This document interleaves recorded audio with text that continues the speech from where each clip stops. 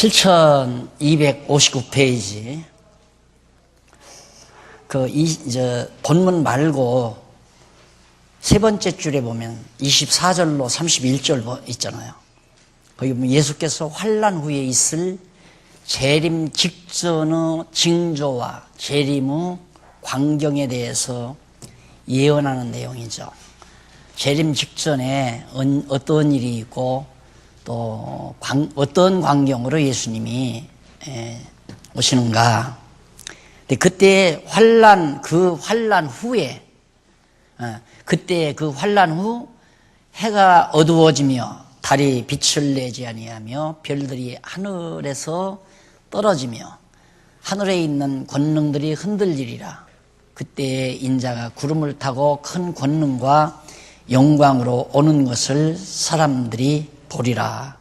그렇게 예언이 되어 있습니다. 근데 중요한 것은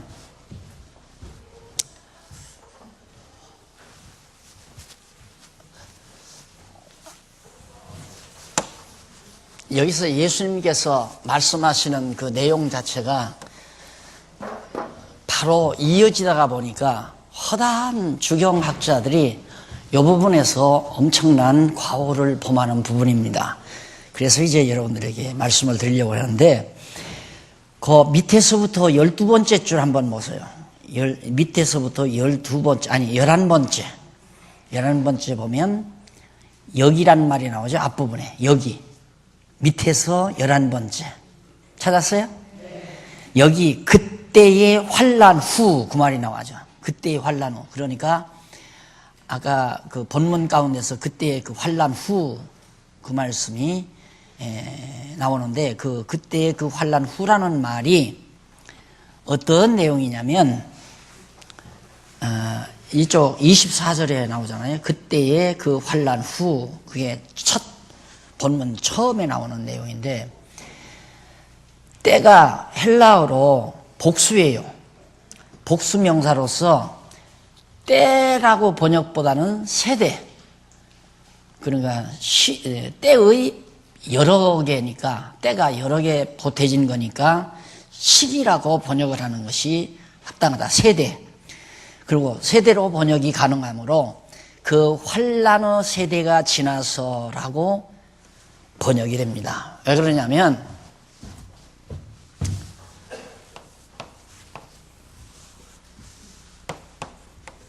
(70년) 이게 이제 예루살렘 이제 딱 이렇게 되면 지금까지 한 건 예루살렘 이전에 예루살렘 멸망 이전에 있을, 그리고 이제 멸망이 된다, 징조에 대해서 얘기한 거거든요. 예루살렘 멸망 징조에 대해서.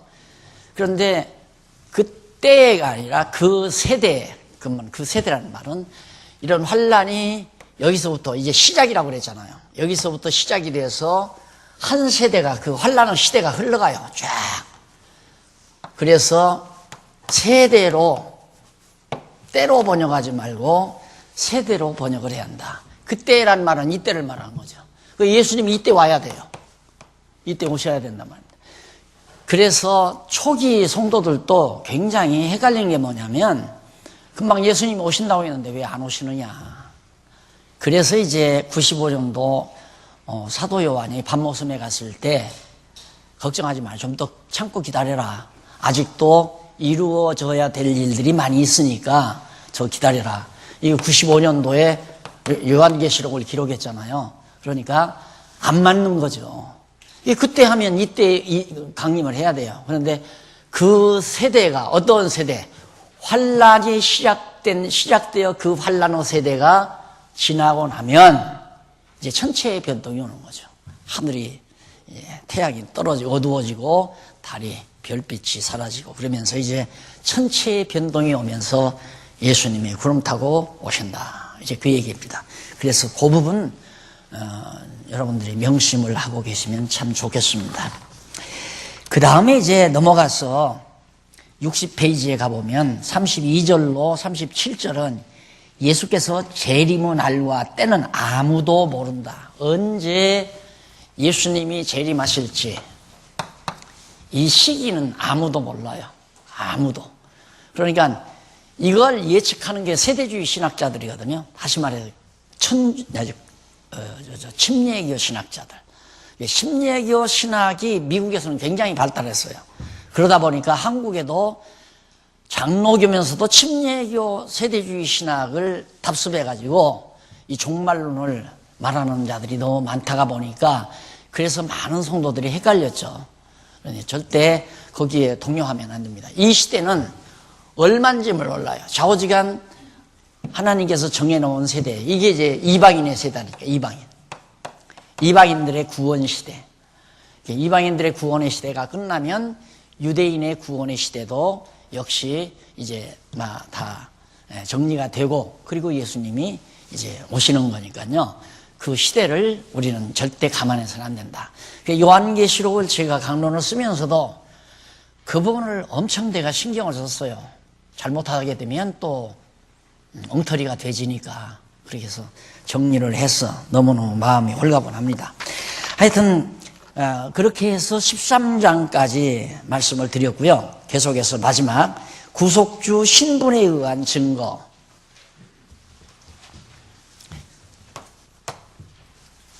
여기는 이제 구속주 신분에 의한 증거.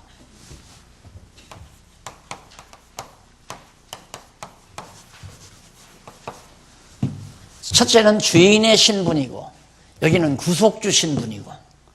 이 구속주도 높으신 분 아니에요? 우리를 구속해 주시니까 높은 분이죠. 그래서 구속주 신분에 대해서 14장과 16장까지 정리가 됩니다. 여기는 상당히 어려운 부분이 별로 없으니까 14장 1절로부터 42절까지 버림당할 신분의 증거. 예수님이 버림을 당하는데 왜 버림을 당하는가? 구속을 하려니까, 우리를 구속하려니까 제물로 버림을 당해야 되잖아요. 제물로 버림당해 십자가에 못 박혀 죽으셔야 되니까. 그래서 14장 전반부 1절로 16절에는 65페이지 양쪽 가로 1번 대속의 죽음을 준비합니다. 당신이 백성들의 죄를 대속해 주실 구속주니까 우리의 죄를 구속해 줄 그런 제물로서 죽을 준비를 예수님이 미리 하시는 내용이 거기 나와요. 준비. 그래서 1절로 9절에 보면 어떻게 준비하시는가? 대속주 죽음을 어떻게 준비하시는가? 죽일 방책을 구하자 향유를 머리에 부어 죽음을 준비하게 합니다. 그러니까 6월절 무교절이 되니까 제자들하고 같이 만찬을 했잖아요. 만찬을 했는데 이번에 우리 6월에 모이면 우리 진짜 만찬을 하려고 그래요. 이제 진짜로 옛날처럼 이렇게 애들 장난처럼 하지 않고 그냥 정말 온 거기 참석하신 모든 성도들이 다 정말 같이 애찬을 나누도록 그래서 미리 앉아서 한 2시간 함께 즐기고 담소하고 교제하고 그런 시간을 마련하려고. 그래서 이제 포도주를 좀 많이 담아놨으면 참 좋았을 건데 어떻게 지금 준비하시는 분들이 어떻게 마련할지 모르겠습니다.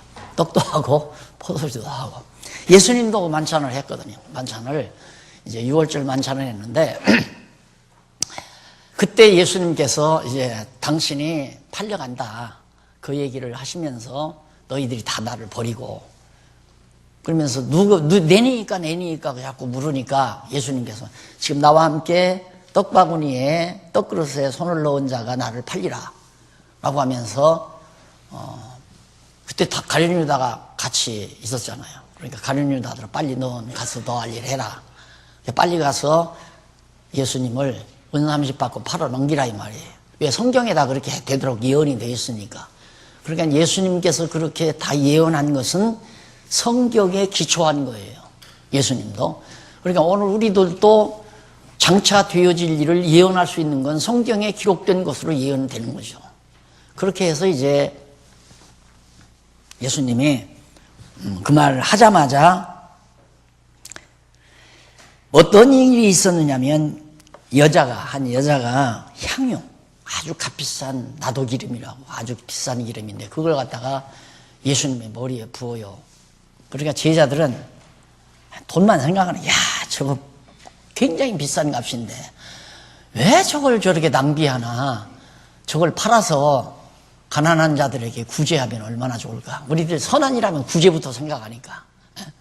구제가 선한 일이라고 생각하니까. 근데 예수님은 가만 놔두라 이 말이에요. 다 뜻이 있어서 그렇다. 그러니까 그 뜻은 뭐냐면 예수님이 곧 죽게 되니까 장사를 미리 준비하는 거예요. 나도기름이라고 시체에다가 미리 이제 방부제로 그렇게 사용하는 기름인데 그걸 한 여자가 이제 값비싼 걸 이제 예수님이 머리에 부었다. 그 말은 예수님의 구속주의 신분으로서 첫째 죽음을 예수님께서 버림받아 죽으실 것을 예비하는 거죠. 대속의 죽음을 준비하는 거예요.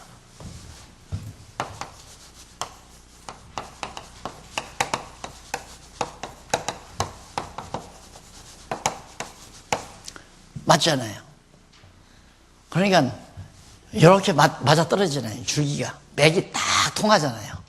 이렇게 맥이 통하고 여기 와서는 다 만나잖아요. 그러니까 나뭇가지가 이렇게 돼가지고 이렇게 됐을 때 이 두 가지가 여기 만나서 한 가지를 이루고 이 가지가 또 세 개, 네 개 이렇게 해서 한 가지를 이루어서 또 여기가 올라가고 이 가지가 또 이렇게 해서 또 빠지가 이게 생명력 아니에요. 생명의 번식력. 이 교회도 그렇게 돼야 한다. 자꾸 그렇게 자꾸만 할머니가 전해주고 어머니 아버지가 전해주고 어머니 아버지로부터 하는 자녀들이 또 그렇게 또 자녀들이 후배들이 이렇게 해서 쫙 이게 맥이 있는 진리라야 이게 가능하다 이 말이에요. 맥이 있는 진리. 그러니까 사람 자기를 전하지 말고 성경 내용 진리를 바르게 전하면 저렇게 생명력이 통할 수밖에 없잖아요. 지금 이렇게 되어 있잖아요. 이렇게 만나고 또 이건 또 위에 가서 또 만나잖아요. 저희 3절이니까 1절, 2절, 3절이 저기 또 이렇게 보여줘서 위에 가서 또 만나고. 그래서 논리의 일관성 하는 겁니다. 예, 이게 움직여야 생명력이 움직이지. 말씀이 운동한다는 말은 이런 살아있는 말씀이 실제로 생명력으로 활동되는 거예요. 그러니까 이렇게 여러분들이 공부를 하고 또 이렇게 공부한 것을 자녀들이나 후배들에게, 제자들에게 전승해주고 그 제자들은 또 그 다음 제자들에게 전승해주고 그래서 앞으로는 권사님들, 장로님들이 다 가르쳐야 돼요. 안 가르치려면 권사, 장로 하면 안 돼요. 지금 처음 과도기니까 권사, 장로가 안 가르쳐도 그냥 이렇게 보살피기만 해도 하지만 앞으로는 권사님, 장로님들이 다 가르치는 자가 돼야 돼요. 그래서 권사님들은 여성도 가르치고 장로님들은 남성도 가르치고 제발 꼭 그렇게 하셔야 됩니다. 꼭 그래야 이 진리가 바르게 전승이 돼요. 안 그러면 전문업자 맡기면 다 장사해 먹고 마니까 이건 뭐 100%예요. 100%. 전문업자한테 맡겨놓으면 완전히 장사해 먹고 말아요. 전문업자가 아닌 순수한 하나님의 쓰임받는 종들, 권사님, 장로님들이 꼭 아니 성경에 목사라는 말 단 한마디밖에 없다니까 그것도 억지로 목사라고 번역해 놓은 거예요. 그걸 가지고 한국교회나 지금 세계교회가 목사 특권층 만들어가지고 귀족 만들어 놓고 이 기독교라는 게 목사가 귀족 아니에요? 그러니까 교회가 다 망가지는 거예요. 안 돼요. 절대 안 돼요. 그래서 체제개혁을 할 수밖에 없었으니까 앞으로는 몰라서 제가 잘 못 가르쳐 드려서 장로님, 권사님들도 지금은 이제 가르치는 그런 훈련이 안 됐지만은 이제부터는 좀 하세요. 이제부터 잘 배워가지고. 얼마나 쉬워요. 쫙쫙 가르쳐 드리니까. 가만두어라. 너희가 어찌하여 저를 괴롭게 하느냐. 그 여자 괴롭히지 말라. 저가 내게 좋은 일을 하였느니라. 가난한 자들은 항상 너희와 함께 있느니라. 가난한 자들은 언제라도 너희와 항상 있지만 나는 곧 이제 십자가에 못 박혀 죽을 건데 나 죽음부터 준비해야 할 거 아니냐 이 말이에요. 그 다음 10절로부터 16절 가룟 유다의 배신과 유월절 준비에 의해 죽음을 예비합니다. 가룟 유다가 여전히 가서 팔아먹잖아요. 돈만 된다면 다 아는 겁니다. 인간은 하나님이 특별히 붙들어주지 아니하면 돈 되는 일은 다 하고 싶은 것이 인간이에요. 왜? 사는 것이 돈이 목적이니까 돈 버는 게 목적 아니에요. 교회 일도 돈 버는 게 목적 아니에요. 목사님들 돈 안 준다고 다 나가지. 안 그래요? 목사님들 돈 안 준다면 다 나가요. 한국교회 목사님들 보세요. 누가 돈 안 준다면 그거 가만히 붙어 있나? 안 준다면 막 싸우거나 안 그러면 나가버리거나. 이게 돈 때문에 와 있는 거 아니에요. 돈 때문에 교회에 다 부임하고 있는 거 아니에요. 이제 내가 노골적으로 다 터놔버리는데 정신 바짝 차리셔야 돼요. 여러분들. 귀여운 자녀들을 장사꾼들에게 내 자녀들을 신앙 맡긴다고 하는 건 어불성설이에요. 말도 안 되는 얘기예요. 그러니까 날들은 이렇게 얘기하면 너무 뜬구름 위에서 산다고 하겠지만 나는 뜬구름을 생각하는 게 아니에요. 진리의 영이 반드시 우리를 그렇게 인도하신다고 나는 믿는 거죠. 난 뜬구름이 아니에요. 앞으로 되나 안 되나 보십시오. 반드시 되죠. 다 모든 성도들이 각자 자기 집에서 자기 동네에서 구역에서 뭐 지교회에서 벌써 우리 장안관계 지교회에서 모임들이 막 형성되잖아요. 지금 어느 지교회에서 모임 갖고 바로 이게 천국 아니냐고 그러면서 즐거워했다는 얘기를 듣고 아 이제 뭔가 정말 교회가 무엇인가를 알아보는구나 이런 생각하면서 마음이 흐뭇했습니다만은 정말 뭐 장소 따지지 말고 그래서 우리가 다 믿는 거 하는 거 하나 되니까 멀어도 다 여기 같이 장소가 좋잖아요. 널찍하고 하나님이 이것도 허락해 주었고 여기 일요일에 한 번 딱 약속한 자리 장소에 딱 모여서 한 번 경건에 딱 한 번 전체 모든 교회가 찬양하고 기도하고 그렇게 경건에 마치고서 딱 각자 자기가 가리키는 사람도 있고 배우는 사람도 있고 이게 가리키는 사람 분야가 10분야면 가리키는 사람이 10명이 있어야 되고 그럼 가리키는 사람이 10명 목사님 10명 모실래요? 10명 목사님 모시려면 한 달에 연간 5천만 원만 줘도 10명이면 5억을 가져야 돼요. 그걸 어떻게 감당하실래요? 불가능한 거예요. 그건 안 되는 거예요. 그러니까 우리 영본 목사님들이 애써서 지금 하나하나 교재 만들어가고 있으니까 교재 보고 여러분들이 이제 젊은 청년들 지금 열심히 청년들을 가리키잖아요. 배워가지고 이제 성도가 성도를 가리키는 그렇게 해서 나가기 전에는 교회가 교회다워지지 않는다. 안 그러면 이제 뭐 돈 아까우니까 담임 목사 하나 딱 두고 담임 목사한테 모든 주권 다 맡겨버리면 목사가 뭐 다 장악해버리는 거죠. 그래서 한국교회가 이 꼴 되는 거 아니겠어요? 간요일이나 돈 때문에 예수 따라다니는 거 아니에요? 다시 한번.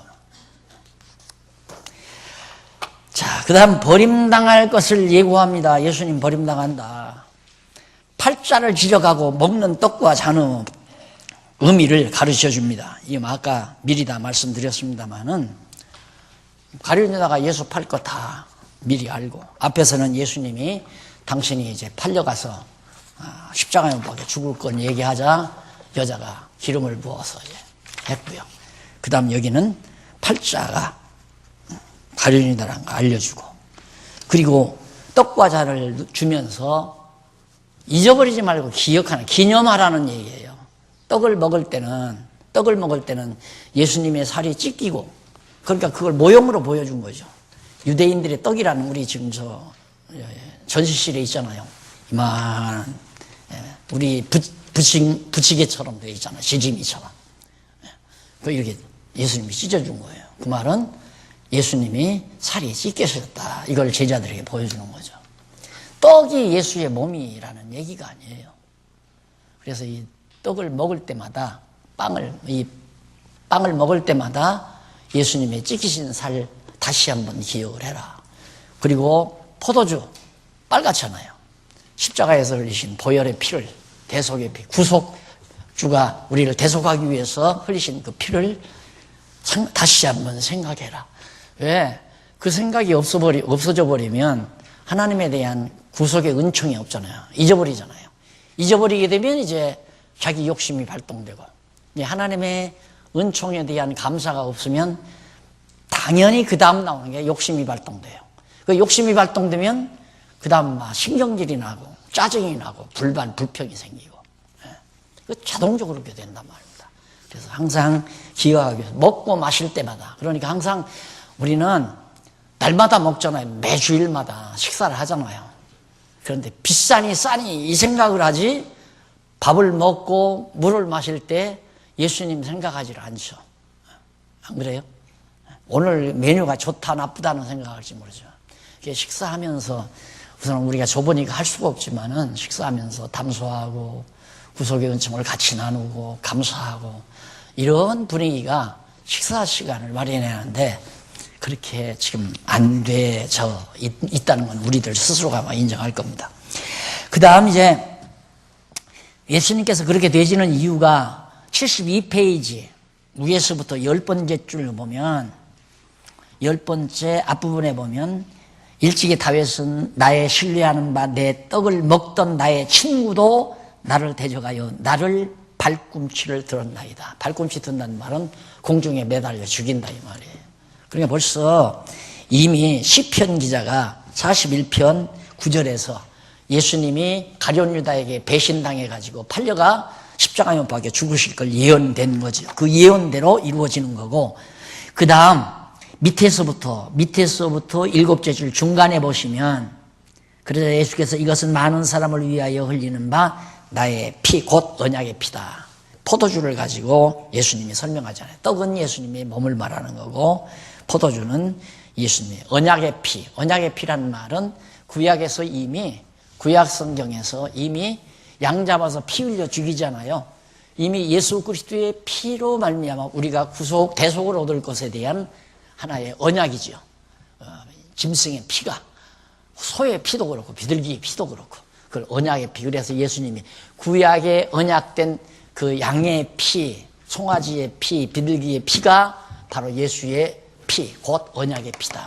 그런 의미에서 언약의 피라고 설명하는 거다. 그 다음 이제 26절로 31절에 보면 제자들이 선지자의 예언대로 다 버릴 것에 대해서 전부 제자들도 다 버린다. 밑에서부터 제일 아래 5째 줄 보세요. 예수께서 스가랴 선지자의 예언, 스가랴 13장 17절이에요. 예언을 통해 제자들이 다 예수님을 버리게 될 것을 아시고 말씀하신 것입니다. 그리고 이어서 예수께서 반드시 다시 살아나셔서 갈릴리에서 제자들과 다시 만나게 될 것을 약속하신 겁니다. 자, 그러면 예수님이 이제 붙들려 갔어요. 가니까 제자들이 한 사람도 안 남고 다 버리고 간다. 그 이미 스가랴 선지자가 예언대로 다 갔죠. 어디로 가느냐? 갈릴리로 간다. 왜? 갈릴리가 고기 잡아먹고 살던 제자들이 살던 본향이니까. 옛날 어부의 생활로 다시 돌아간 거예요. 그러니까 가르쳐 놓으면 뭐합니까? 성령의 역사 아니면 필요 없다니까. 제가 다 해봤잖아요. 20대 초반에 농촌에 가서 젊은이들 모아놓고 막 가르칠 때 이야 이거 나라가 뒤집어지겠다. 이게 세상 바꿔지겠구나. 이런 생각을 많이 했어요. 이들이 막 너무 열정적으로 막 공부를 하니까. 그런데 다 흩어집니다. 군대 가면 끝나고 여학생은 시집 가면 끝나고 다 끝나요. 예수님 제자들도 마찬가지죠. 다 끝나요. 그런데 누가 오니까? 성령이 오시니까. 그래서 교회를 성령께 매게 한다. 여러분 내가 만약에 그냥 목회하다가 나 그만둬버리면 우리 교회에 다 산산조각 나요. 물어볼 거 없어요. 그래서 사람에게 안 맡기고 성령께 맡겨보자는 게 최적이에요. 완전히 성령이 시키는 대로 성령의 감동을 받아서 각자가 하나님 앞에서 은사 따라 살게. 내가 살아있으면서 한번 봐야 되겠다 이거예요. 그러다가 만약에 뭐가 잘못되면 우선 잡아주간 걷어 잡아서 다시 한번 시도라도 해보고. 그래서 아직은 뭐 나이만 그때 70이었지 아직은 내가 할 만도 했는데 일찍 한 건 뭔가 잘못되면 걷어잡기라도 해야 되잖아요. 그래서 그렇게 했는데 잘 돼가잖아요 지금 아주. 여기에 사람이 이미 가미되면 이제 안 돼요. 누가 여기서 사람의 힘을 가미시키면 이제 문제는 발발하게 돼요. 파벌이 생기고 뭐 누구 중심으로 모이게 되고. 사람 중심으로 모이면 그게 당파예요. 그 당파가 이단이에요. 적그리스도라 이 말입니다. 사람 중심. 아까 그랬죠? 사람은 꾸준히 자기보다 훌륭하다는 사람을 하나 목표 걸어놓고 그분을 위인 만들어 놓고 그 밑에서 그냥 오기약대면서 살고 싶어 하는 것이 인간의 치졸한 생각이에요.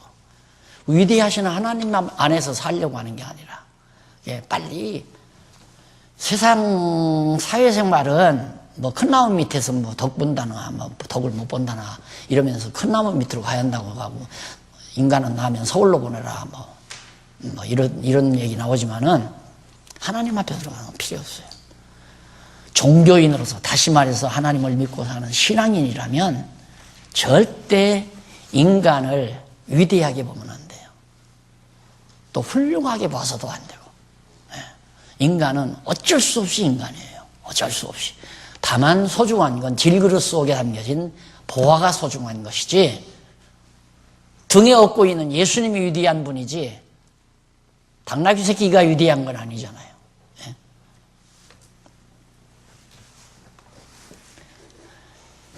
그 다음 넘어가서 14장 32절로 42절 겟세마네에서 잔을 옮기시기를 기도하며 팔릴 것을 예고합니다. 뭐 다 아시는 얘기죠. 아버지요 아버지요 하실 수만 있으면 이 잔을 내게서 떠나게 해달라고.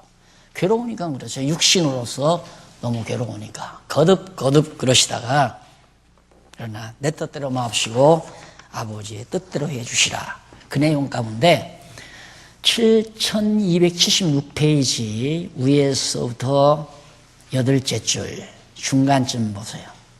찾았어요? 네. 7276페이지 위에서 8째 줄 중간. 여기 쉬라. 예수님께서 그러죠? 자, 이제 제자들에게 이제는 자고 쉬라. 그만이다. 이렇게 나와요. 예수님이 이제는 자고 쉬라 그랬는데 거기 쉬라는 말이 무슨 뜻이냐? 헬라어로 바로 이는 쉬라, 그치라, 중지하라 그 말이에요. 그치라, 중지하라, 쉬라 다 이용이 될 수 있는 겁니다. 말이 되는 얘기인데 문제는 그만이다라는 말은 앞에 쉬라, 그만이다 나오잖아요. 그만이다라는 말은 뭐냐면 이는 전부 받다, 멀리하다, 가지다 그런 뜻이에요. 그만이다라는 말이. 그리고 따라서 이제는 자고 쉬라, 그만이다, 때가 가까웠도다라고 하는 그 말은 앞에서 그 성경에 나온 그 문장은 이제는 잠자는 것을 중지하라 그렇게 번역을 해요. 자꾸 제자들이 졸고 있잖아요. 자꾸만. 그러니까 이제 그만 중지해라 그 말이에요.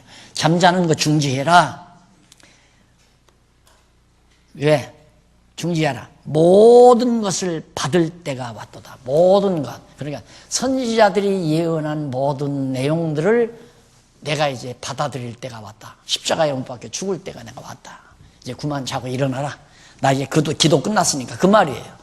근데 그게 아니면 그 얘기가 무슨 뜻인지 알 수가 없는 거예요. 도리어 무슨 얘기냐면 어떻게 생각하냐면 그만 자고 일어나 같이 막 일어나 싸우자 이런 식으로 이해가 간다는 얘기입니다. 잘못된 번역이라는 거 기억하시면 되겠어요.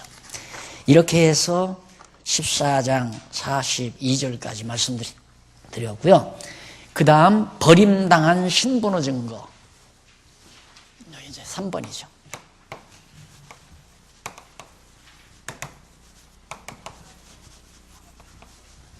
1번, 2번, 버립니다. 죄송합니다. 이렇게 되면 안 되죠. 그러죠?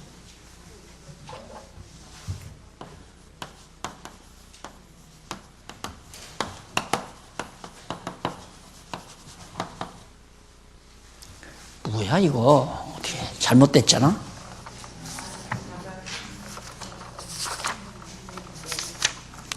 버림당할 신분의 증거. 버림당할. 죄송해요. 대속의 죽음을 준비하는 건 양쪽 가로죠? 그렇죠?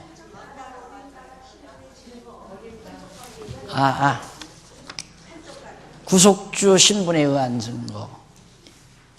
그 다음 한쪽 가로가 버림당할. 잘못했어요. 이거 내가 잘못 봤어. 소재인데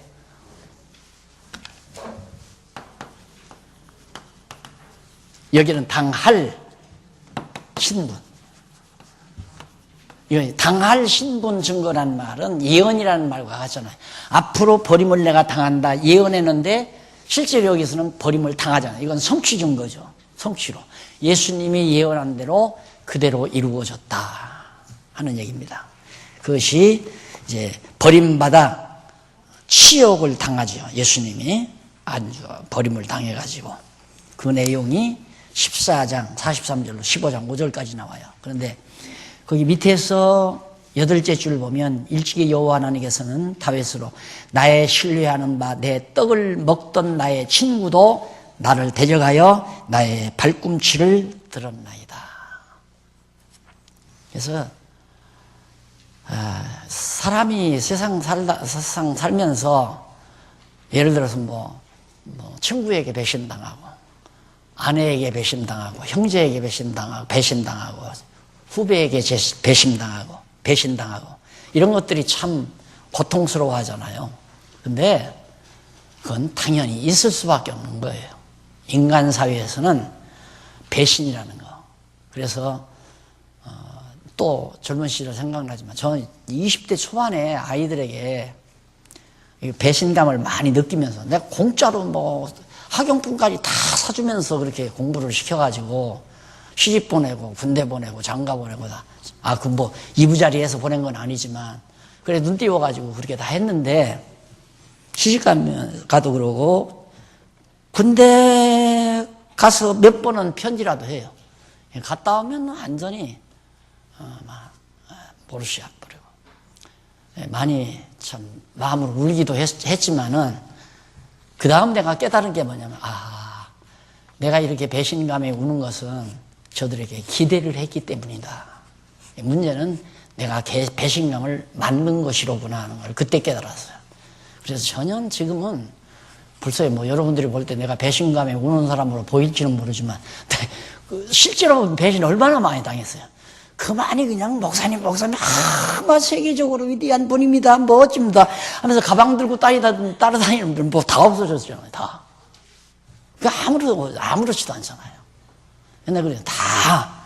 그래 예수님도 그래 너희도 가려는가? 그러고 너희도 가려는가? 인간은 자기 이득을 위해서는 언제라도 버리는 거예요. 언제라도. 예. 정말 목표가 오직 주를 위하여 오직 진리를 위하여라고 하지 아니하면 경중을 따지는 거예요. 여기 있는 거에 유익하냐 나가는 게 유익하냐 이게다.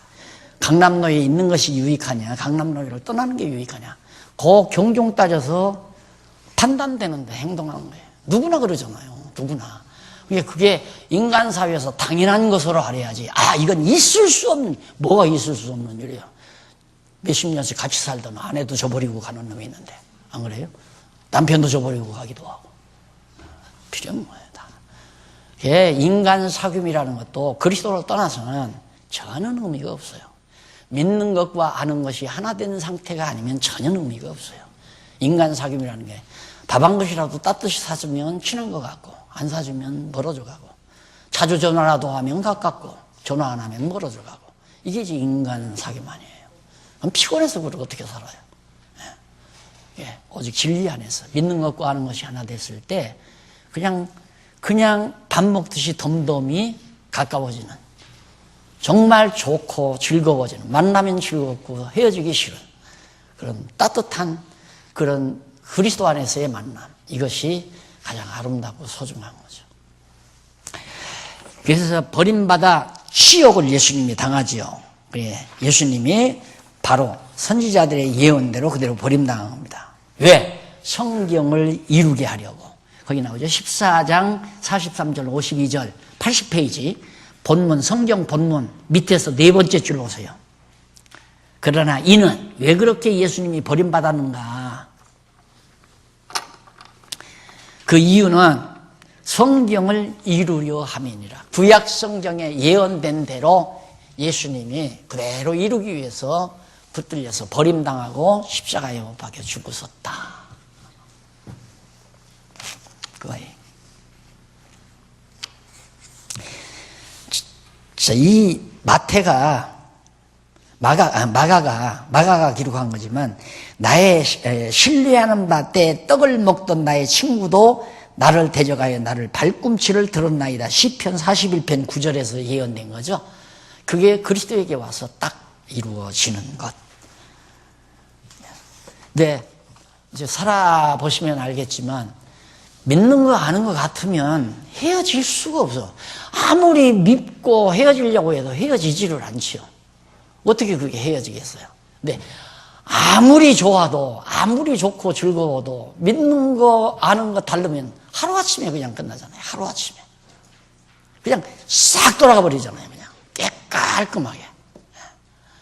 그래서 이것이 진리 안에서 하나를 이루는 것이다. 믿는 것과 아는 것이 하나 된다는 말은 바로 그런 의미를 말하는 거예요. 그게 진짜 교회예요. 그게 진짜 교회. 뭐 인간관계로 무슨 학연으로 지연으로 이렇게 만나서 집단 이루는 것은 그것은 당을 짓는 것으로서 적그리스도 행위란 말입니다. 적그리스도. 사람이 모이면 누가 대장이 있잖아요. 대장이. 그거 아니다 이 말입니다. 그리스도 안에서 모이면 대장이 있으면 안 돼요. 대장이 있다고 하는 건 당파를 만드는 거거든요. 대장을. 그래서 우리는 누구 중심으로 모이자 이것.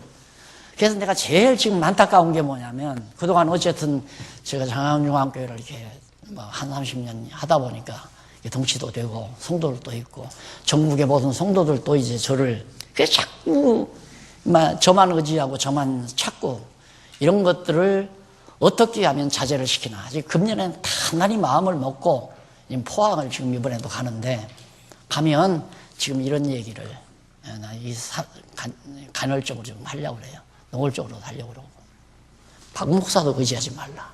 박 목사도 하루아침에 나가 떨어질 수 있다. 그러나 성경 내용은 변함이 없다. 그리고 박 목사가 한 얘기는 어쨌든 내가 20년 동안 했어서 써놨으니까 확인할 테면 이걸 보면 확인이 된다. 나는 변해도 이 쓴 것은 그대로일 거니까 꼭 그렇게 해달라. 그러나 너무 좋으니까 자주 만나고 싶겠죠. 보고도 싶고. 근데 그거에 그냥 빠져버리면 나중에는 내가 허튼 소리 해도 다 믿어버리고 따르게 된다 이 말입니다. 사람은 따르지 말고 진리는 지켜가라. 그 다음 60절로부터 65절에 보면 무슨 얘기가 예수께서 대제사장의 신문으로 사형당할 자로 정죄됩니다.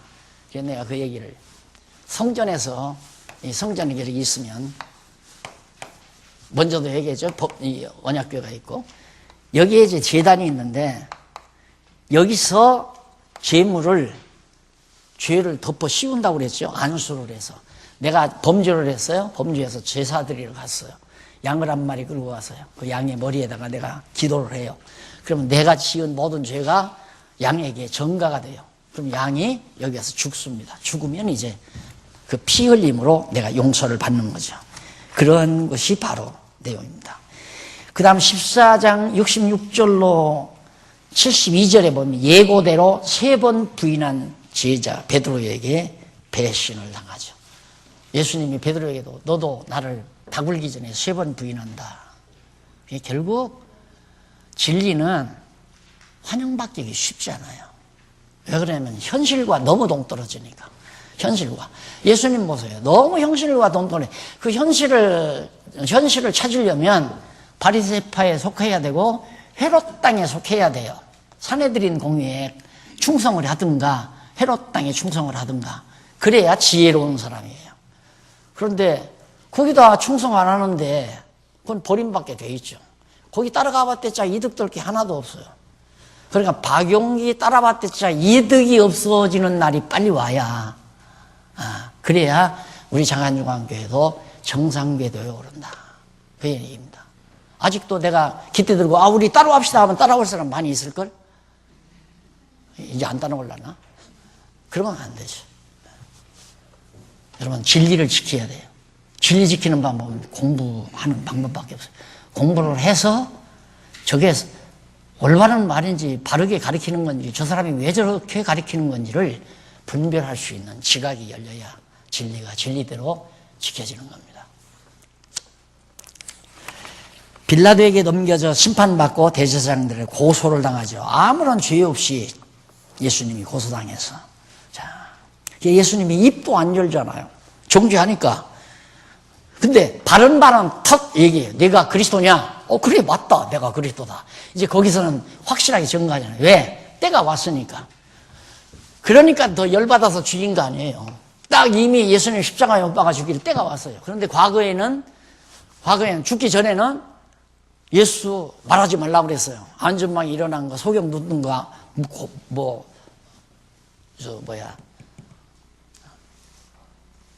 나 환자, 문둥이 고쳐진 거, 이런 것들 가서 말하지 말라. 왜? 아직 죽을 때가 안 됐으니까. 이제는 죽을 때가 딱 되니까 예수님 자신이 그래, 내가 그리스도다. 그게 열 팍 받잖아요. 그래가지고 결국은 예수님께서 이제 죽음에 이르는데 예수님이 계속해서 대제사장들 장로들의 변론을 했기 때문에 여기서 다시 엉터리 변론을 하는데도 예수님은 딱 묵비권을 써요. 말하자. 근데 그것까지라도 성경에 다 예언되어 있었다 하는 얘기입니다. 이사야 53장 7절로 8절에 보면 주께서 끌려가시는 신문을 받으시고 입을 열지 아니하실 것을 선지자 이사야가 예언한 대로 이루기 위해서 그런 것이다. 예수님 생활 하나하나 한 것이 입을 여는 거며 말을 하는 거며 안 하는 거며 이런 모든 것들마저도 예언대로 이루어 가시는 것. 그 다음 15장 6절로 20절 빌라도가 죽이도록 허락하자 희롱하는 군병들이 그냥 가차없이 예수를 데려다가 십자가에 못 박아 죽이죠. 그래서 넘어가서 90페이지 16절로부터 90페이지 위에서 7째 줄 16절로 20절에 보면 예수께서 군병들에게 희롱을 당하고 십자가에 못 박히기 위해 끌려감으로 증거하는 겁니다. 여기서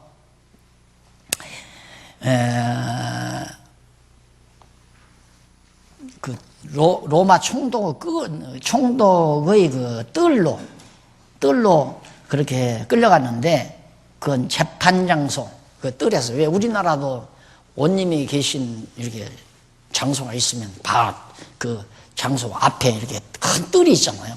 거기서 이제 권장도 치고 죄를 고백하리였다 하면서 뭐 난리를 치고 하잖아요. 똑같은 거예요. 예수님이 그렇게 고난을 당하시고 결국에는 여러분과 나 때문에 또 우리로 하여금 예수가 그리스도라는 사실을 믿게 하려고. 그러니 믿음 준다는 것이 사람이 얼마나 힘든 게 아니라 불가능한 거예요. 예수님도 자기가 피 흘려 죽기까지 우리로 하여금 그리스도임을 믿게 하려고 죽으신 거란 말입니다. 그래도 우리가 안 믿는데, 그래도 예수를 그리스도로 안 믿으려고 한단 말입니다. 안 믿는 사람이 얼마나 많아요. 그를 그리스도로 믿었으면 하나님을 여호와로 알고 경외하고 그를 인정하며 그를 찬양해야죠. 21절로 32절 골고다로 끌려가서 십자가에 못 박혀 모욕과 희롱 다 당하십니다. 온갖 모욕과 희롱.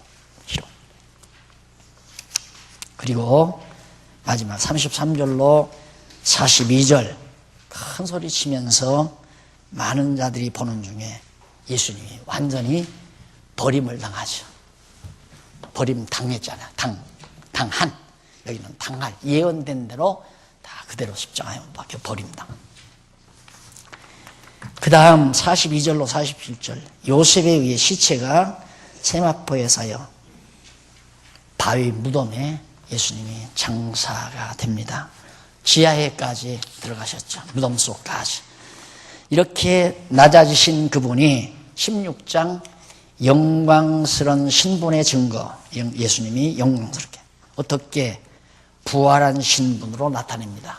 예수님이 완전히 마리아의 몸에서 태어난 그 인간의 육체를 벗어버리고 신령한 몸으로, 썩지 아니하는 몸으로 부활하신 신분으로. 여기서 이제 세 번째가 영광스러운 신분.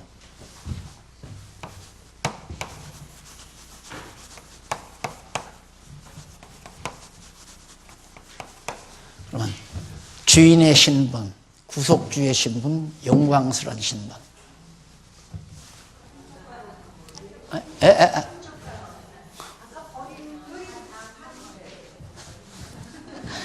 나도 정말 헷갈리네. 영광스러운. 네, 맞아요. 죄송해요. 이제 그러니까 내가 강의를 그만해야 돼. 빨리 금년만 하고, 금년이면 다 마칠 것 같아요. 금년 한 해면. 자, 그 다음 부활한 신분. 예수님 부활하셨죠? 새벽에, 이른 새벽. 안식 후 첫날 부활하신 거 다. 그 다음 16장 12절로 18절.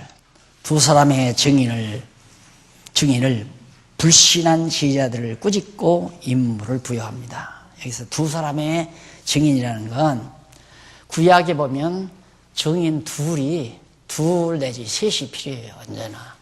그래서 예수님 마태복음이나 복음서에 보면 예수가 하나님의 아들로 증거할 때도 세례요한이 증거하고 성부 하나님이 또 성령 하나님이 그리고 예수님 자신이 이렇게 증거하잖아요.